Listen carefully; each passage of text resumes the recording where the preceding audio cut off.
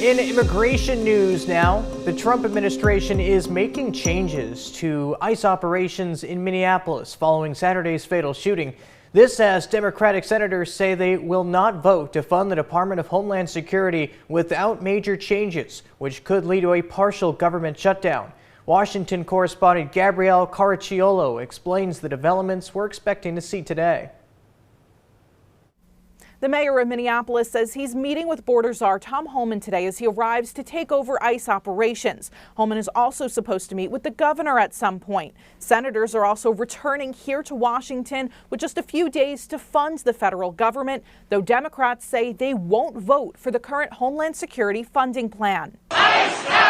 As tensions grow in Minnesota, the Trump administration is sending in border czar Tom Homan. Mr. Homan is someone who has been lauded for many, many decades for his experience working in law enforcement. He's set to meet with state and local leaders as Commander Gregory Bovino and some agents are expected to leave the area. The changes come after Saturday's deadly shooting of Alex Preddy by immigration officers. Nobody here at the White House, including the President of the United States, wants to see Americans hurt or killed and losing their lives.